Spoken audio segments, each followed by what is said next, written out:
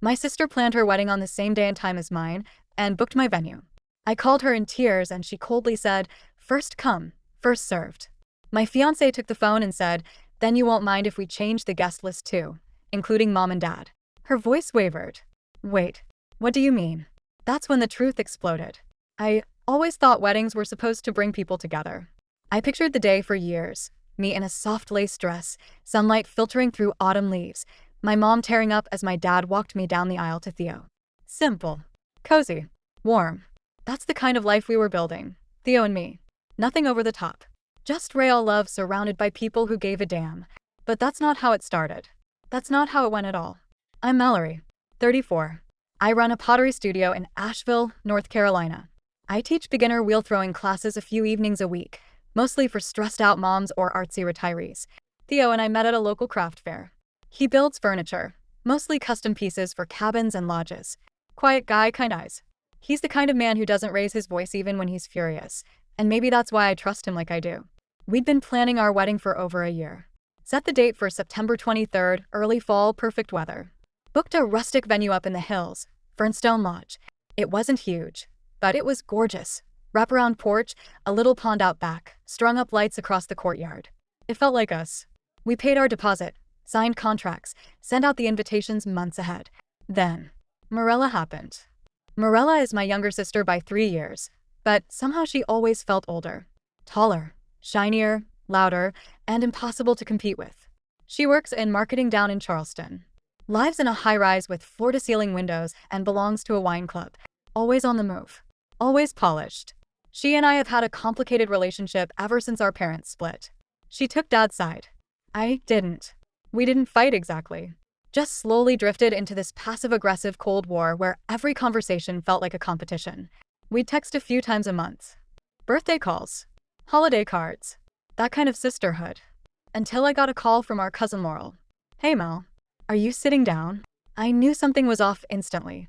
Laurel doesn't usually beat around the bush. She's a florist and blunt as hell. "Yeah, what's going on?" "I just got a call from Morella," she said, and I could hear her trying to gauge my reaction. "She booked me for her wedding. Same date as yours." My stomach dropped. "Wait, what? What do you mean by the same date?" "September 23rd, Laurel said. And she said it's at Fernstone." I stood there in my studio, clay drying on my hands, feeling like someone had punched the air out of my lungs. "She what?" Laurel's voice was soft. "She booked your venue, Mel." I hung up without saying goodbye and immediately dialed Morella. Hands shaking, heart racing. She picked up, chipper as ever. "Hey, big sis. You're getting married?" I asked, not bothering with pleasantries. "At Fernstone? On September 23rd. There was a pause. Then a shrug in her tone. "Yeah. What's the big deal?" I couldn't believe what I was hearing. "Morella, that's my wedding date. That's my venue.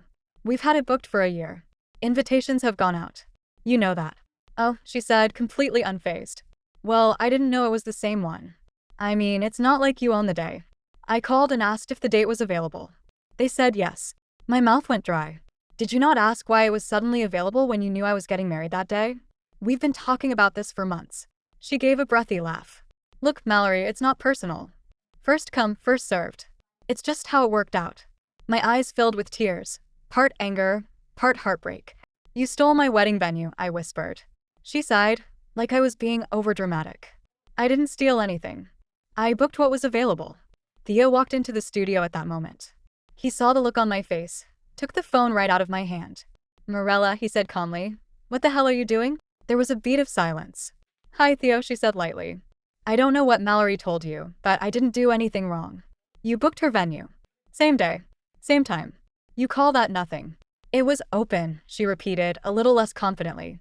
"So you won't mind if we change the guest list too," he said, voice still calm. "Including mom and dad." Her voice cracked for the first time. "Wait, what do you mean?" And that's when the cracks in the mirror started to show. See, Morella thought she still held all the cards. She thought Dad wouldn't dare go against her. That Mom would stay quiet like always. She didn't know that over the last few months, Dad and I had slowly reconnected. He'd apologized for the way he left Mom. For choosing Morella. For disappearing. He came to my gallery opening in April. He and Theo talked woodworking and bonded over bourbon. Morella didn't know any of that. And now she was about to find out. "They're walking Mallory down the aisle," Theo said. "Together." Her silence was deafening. You think this is just about a date and a venue, Theo said. But it's not.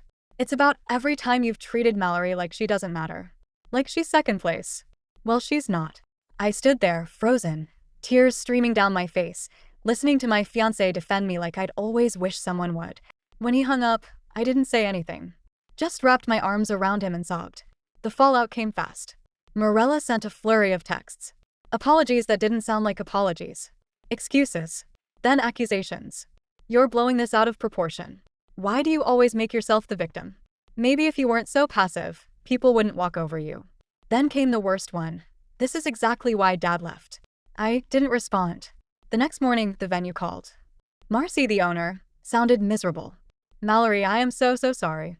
There was a huge error in our system.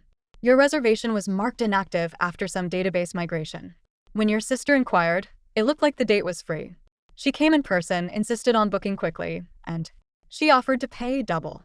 She knew, I said flatly. Marcy hesitated. She seemed to. I'm truly sorry. Theo and I sat in silence for a long time after I hung up. Then he turned to me and said, we're not begging for that place back. We will find something better. I wanted to argue. Wanted to curl up in a ball and just cry over it. But I nodded. Because he was right. We started calling around. Every barn, lodge, and event space within 100 miles. Everyone was booked. Until Theo remembered a client, Isabel, who owned a vineyard and once promised him a favor after he built her custom dining table. He called her that night. She didn't even hesitate.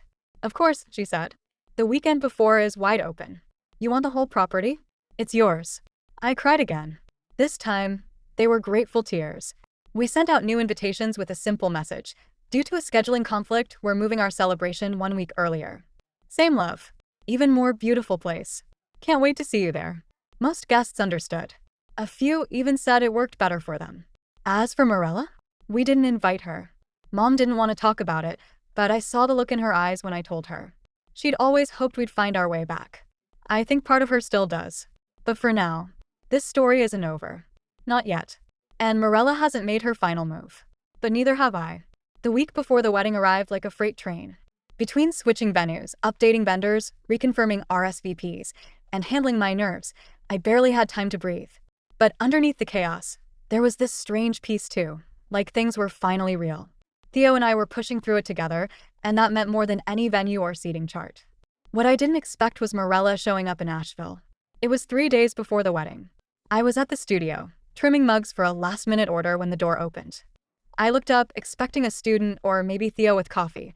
It was her. She stood in the doorway in high-waisted trousers, designer sunglasses, and that same casually expensive energy she always carried. Her hair was tied back, sharp and neat. She took the sunglasses off slowly, scanning the studio like it offended her. I was hoping you'd be here, she said. I didn't move. Why are you in Asheville? I needed to see you, she said, like we were old friends and not estranged sisters caught in a silent war. I wiped my hands on a rag, deliberately calm. Your wedding's in 3 days. So is yours. I stared at her waiting. She fidgeted. Morella never fidgeted. I didn't think it'd go this far. You didn't think stealing my venue and date would cause a problem? I asked. She looked away. I didn't know you'd take it so personally. I laughed, short and humorless. You booked my wedding venue knowing it was mine. You bribed your way in. You never even called to check in. You just took it. I didn't know it was confirmed. Cut the crap, Morella. That landed. Her jaw tightened. She reached for the counter, like she needed to hold something steady.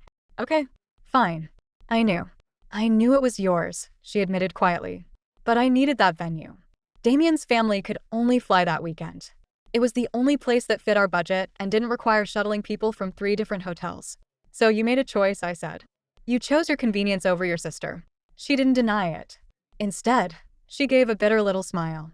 You always act like the victim, Mal. Like everything happens to you. I didn't do this out of spite. I did it because I'm tired of always being second in my own life. You don't get it. I blinked. Second, Morella, you've been the star since we were kids. You had Dad's attention, his money, his support. You got the house in Charleston. You got a private college. You were the one who left Mom and me behind. You think I wanted that? She snapped.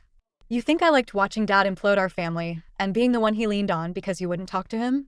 You chose to move in with him. Because he needed someone, she said. And I was there.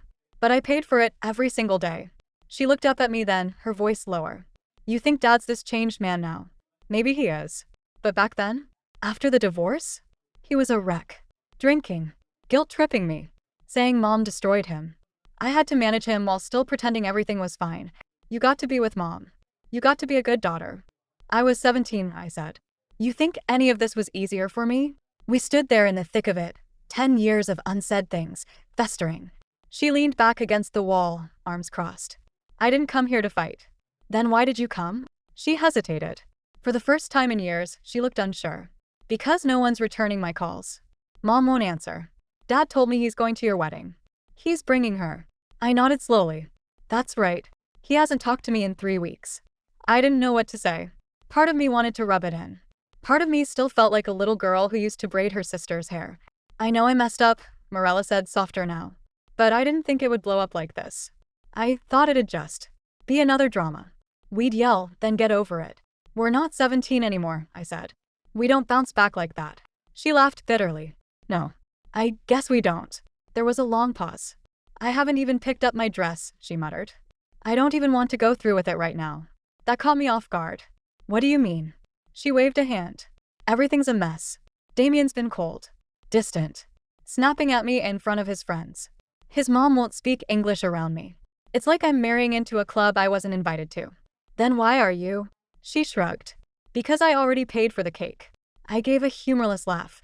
That's a great reason to get married. She looked down. I don't know. Maybe I thought if I made it big enough, loud enough, it would drown out how miserable I've been. There it was. The truth. Raw and tired and maybe too late. I didn't know what to do with it. She looked up at me again, eyes glassy. Do you hate me? I didn't answer right away. I just looked at her, really looked at her. My sister. My rival. My reflection in a warped mirror. I'm still figuring that out, I said honestly. She nodded, like she deserved that. Then she reached into her bag and pulled out a small box. Inside was the ceramic vase I made when I was 24. White glaze with a cobalt blue spiral. She'd taken it from Mom's living room years ago. I wanted you to have this back, she said. I took it slowly. She stepped toward the door. I hope it's beautiful, she said. Your wedding. I really do. I wanted to believe her. But part of me didn't. 2 days later, Laurel texted me. You won't believe what Morella just did. I stared at the message for a long time before calling her. Laurel. What now? She canceled the band. The caterer too. Says she's postponing indefinitely. My heart skipped. You're kidding. Nope. Says she's flying to Italy for a sabbatical. Just like that. I sat down on the studio floor stunned. Laurel kept talking. Her voice hushed like we were teenagers sharing secrets again. Mallory. She looked wrecked. I saw her this morning. No makeup. Hair up. Just sitting in her car, staring at the venue. What did you say to her? Nothing. I think she was crying. The vineyard wedding was still on. And it was shaping up to be everything we never planned, but everything we needed. But something told me this wasn't over. Not with Mirella. Not yet. The day before the wedding, the vineyard buzzed like a living thing. Strings of warm lights hung from the trees, tables were being set under the wide open sky, and Isabel, the vineyard owner, was fussing over the way the wine barrels were positioned near the makeshift dance floor. Theo was off with his best man, helping unload the sound equipment. I was with my mom under the white tent, folding name cards and pretending I wasn't running on pure nerves and caffeine. You haven't eaten all day, she said, gently sliding a sandwich toward me. I'll eat after this, I muttered, scribbling out a last-minute change to the seating chart. Apparently Elise and Brandon aren't speaking anymore, so I need to separate them by at least 10 feet. She chuckled softly. People always fall apart right before weddings. Maybe it's something in the air. I stopped pen hovering. That reminds me, did Morella ever call you back? She didn't answer right away. I looked up. She called last night. My mom said, her tone cautious. Didn't say much. Just that she was sorry. I studied her. And I told her she needs to take some time to figure herself out, she said. And not just go around detonating other people's lives when she's feeling confused. That surprised me. Mom had always tiptoed around Morella, treating her like a fragile ornament that might shatter if looked at wrong. How did she take that? She cried, my mom said simply. She said she thought I'd be mad at you. I blinked. For what? For choosing to move the wedding. For not inviting her. For finally putting up a boundary. I let out a dry laugh. Sounds about right. Mom placed her hand on mine. I told her I'm tired of pretending one daughter matters more than the other. And that maybe it's time she sits with the consequences of what she's done. That hit me in a place I didn't even realize was sore. She asked if she could come, she added quietly. To the wedding. I froze. And I told her it's your call. I stared at the name cards, suddenly aware of how blank the space around Morella's name had been all this time. I don't know, I said. Mom nodded like she expected that. Later that night, I walked through the vineyard alone. The rehearsal dinner had ended. Laughter still drifted from the farmhouse where a few friends lingered with glasses of wine and late-night stories. I needed the quiet. The air was cool. The vines, heavy with late-season grapes, stretched out around me like rows of secrets. I stopped near the end of the path and just breathed. Behind me, footsteps. I turned. It was Theo. Thought I might find you out here, he said, hands in his jacket pockets. Just needed a second, I said. He stepped beside me, not saying anything for a while. Just standing there in the dark, looking at the stars. Then he said, I got a call earlier. I glanced at him. From who? Morella. My stomach turned. Seriously. She asked if I thought you'd let her come. I laughed, not kindly. She's really making the rounds, huh? Theo looked at me gently. She sounded broken. I didn't respond. She didn't ask me to talk to you. I think she just needed someone to hear her. She said she knew she went too far. She always knows after the damage is done, I said. Maybe, he agreed. But something about her voice. It didn't sound like guilt. It sounded like shame. I looked away, biting my cheek. She said she won't show up unless she hears from you directly. No surprises. No stunts. I stared into the vineyard. I don't want her there. Okay, he said easily. I looked at him. You're not going to argue? He smiled slightly. It's your wedding, Mal. Your call. I just promised I'd tell you she called. That's all. I exhaled, a little of the tightness in my chest unraveling. She broke something, I whispered. And I don't know if I'll ever trust her again. You don't have to, he said. The next morning, I found an envelope taped to the studio door. No return address. Just my name written in blue ink. Inside was a note, written in Morella's handwriting. Mal, I used to think you were weak. Quiet. Too soft to fight back. I see now that you were always stronger than me. You chose to build your life slowly and truly, and I kept chasing things that looked shiny and empty when I finally got them. I don't expect forgiveness. I just wanted to say thank you for drawing a line. Maybe it's the only thing that will finally force me to change. I stared at the letter for a long time. I didn't cry. I didn't feel angry. Just still. Then I put the letter in a drawer. Guests began to arrive by late morning. Theo's cousin Jude handed out glasses of chilled white wine while the band set up under the oak tree. Laurel was adjusting flowers, her fingers moving with calm precision. I hadn't thought about Morella all day. Not until I saw a black town car roll slowly up the vineyard path. I was tense. But when the door opened, it wasn't her. It was Dad. And beside him, together. They walked toward me in silence. I felt something catch in my throat. You look like your mother did on our wedding day, Dad said, voice thick. Mom smiled softly. Even better. I blinked rapidly. Dad offered his arm. You ready? I nodded, gripping his elbow. As we waited for the music to cue, my heart pounded. And somewhere in the back of my mind, I wondered, had Morella gotten on that plane? Had she left the country, or was she watching from a distance? Was she sitting in her apartment in Charleston, dress unworn, wine untouched, silence pressing in? I didn't know. But I'd stopped waiting for her to explain herself. This day, it was ours.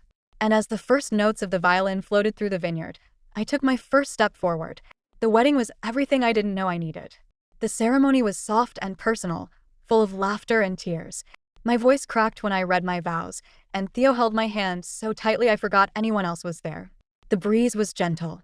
The wine flowed freely, and every corner of that vineyard seemed lit up with joy. For the first time in a long time, I felt full. Whole. But the most surprising part came after. A week into our honeymoon, 2 sleepy days in Asheville followed by a rented cabin in the Smokies, I got a call from Laurel. Are you sitting down? She asked, a grin in her voice. I flopped onto the cabin couch. What now? I just got a call from Morella's old planner. You'll never guess what she offered me. Don't keep me in suspense. She asked if I wanted to take over Morella's Charleston client list. Said she's stepping back from society events indefinitely. Apparently, she's moving to Portugal for a minimalist retreat. I blinked. Wait, you're serious? As a heart ATTCK, Laurel said. I said yes, obviously. I laughed in disbelief. You're telling me I got married and bankrupted her social calendar in the same month? Technically, she said with a smirk. You just married a good man and minded your business. She imploded herself.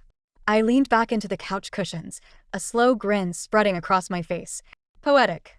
Oh, and one more thing, Laurel added. You know that influencer she used to throw those networking branches for? Ugh, Kelsey with the permanent spray tan? Yeah. She's now booking me for her engagement party. Says she always liked my grounded aesthetic. I laughed so hard I almost dropped the phone. 3 months passed. Theo and I settled into married life like we were made for it. There were late-night takeout dinners on the studio floor, lazy Sundays at the farmer's market, and a shared calendar that actually worked, most of the time. Then, out of the blue, a box showed up at the studio. No note. Just a return address from Lisbon. Inside was the cobalt blue spiral vase I had made, the one Morella gave back to me months ago, along with a small, flat bundle wrapped in linen. I unfolded the linen carefully. Inside was the deed to the Charleston cottage Dad had bought her after the divorce. Signed over to me. Tucked between the pages was a scribbled line on hotel stationery. I never earned it. Maybe you can turn it into something better. That weekend, Theo and I drove to Charleston. The cottage was overgrown but still standing proud, tucked beneath an old magnolia tree on a quiet street just blocks from the waterfront. We walked through it slowly, sunlight streaming through dusty windows, the air full of the scent of salt and old wood. It's beautiful, Theo said quietly. I nodded. I think it could be a gallery. Maybe a part-time studio. Community space. You gonna keep the kitchen that hideous shade of mint? God no. He laughed. We stood in the empty living room, imagining possibilities. In the end, Morella didn't lose everything. She found something else. Peace, maybe. Or the beginnings of it. But I didn't need her to fall to feel like I'd won. I just needed her to finally see what she broke and try to fix it in her own way. And now, every time I walk into that Charleston cottage, every time I open the door to light and paint and clay and people creating something meaningful, I remember. Sometimes, the best revenge isn't fire or fury. It's building something beautiful in the ruins they left behind, and knowing they finally saw it too.